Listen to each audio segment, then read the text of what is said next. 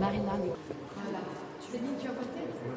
Alors, le festival Crampotons Ensemble, il est né en 2021, en fait, tout simplement quand on a voulu présenter à une journaliste la compagnie. J'ai proposé à la journaliste d'avoir rendez-vous à ma crampote. En discutant avec cette journaliste, qui est Biarrotte, elle nous a dit « mais j'ai jamais vu de crampote au port des pêcheurs. Je sais ce que c'est, mais j'en ai jamais vu. » Une crampote, qu'est-ce que c'est? Pour ceux qui ne connaissent pas, c'est du Gascon et c'est un lieu de repos et d'entrepôt pour le matériel de pêche, donc pour des pêcheurs mondiaux. Et là, en discutant au port donc avec cette journaliste, elle nous a dit mais ce lieu il est magnifique, je verrais bien des scénettes de théâtre. Quand ils reviennent avec leur odeur de gasoil, de marée, de tabac froid, là il faut sacrément les aimer. Ah oui. Moi j'ai un truc pour supporter, je respire par la bouche. Moi j'avais le vent dans le dos, pas la 5G dans le casson, et quand je voulais parler à ma femme, je rentrais à la maison. Oh, tu restes debout toujours, t'es toujours debout. Oh, on met pas ton bras bas, parce qu'il te parle. On s'est dit, c'est vrai que ça serait bien quand même d'ouvrir les crampotes un jour par an, de demander aux crampoteurs d'ouvrir les crampotes. Et nous qui sommes du théâtre, de créer des petites scènes. Ah ouais, non mais là, cette place-là, ah ouais, ça serait bien ça là. La mer, les poissons et nos pêcheurs. On va réduire notre consommation. On va changer nos habitudes. Delphine, ce que je remarque, c'est que quand tu es en lecture, tu n'as pas du tout de mimique. Et donc non, voilà, c'était... Non mais tu veux pas jouer toi. Non, je vais pas jouer moi, mais je veux Non, dire, c'est faut- pour ça que tu vois pas trop de personnages, T'as parce que je suis envie un peu pariculéa, même si c'est pas on moi. va quand même... Non, Mélissa, c'est ma fille. C'est elle qui crée les contrats, c'est elle qui s'occupe des assurances, elle fait aussi de la compta. Enfin, c'est une chance, je trouve, de créer des ponts avec ses enfants. C'est pas évident du tout. On a développé des partenariats avec certaines salles, typiquement le Versant. Nous, on tient au fait que le festival soit gratuit pour le public. Et donc, par conséquent, on autofinance tout sur la trésorerie de l'association Théâtrons Ensemble.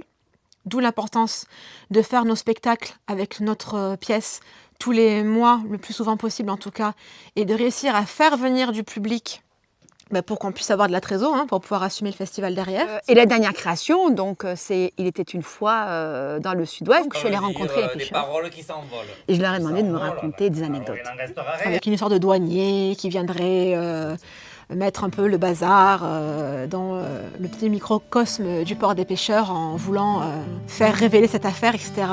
Et c'est devenu la scénette Ton Pesetas. Et du coup, on a dit à l'auteur, Pierre Bordet, qui est comédien aussi dans la pièce, fais-nous une pièce complète d'une heure, parce que cette pièce, elle marche, les gens ils veulent de la comédie. Moi, quand j'ai écrit cette pièce, je l'ai écrite, était dans ma tête, je voyais les personnages et tout ça. Et quand Sandrine a pris ça en main, c'était tout à fait différent, parce qu'elle m'a dit ah non, ça se fait pas, ça se fait pas.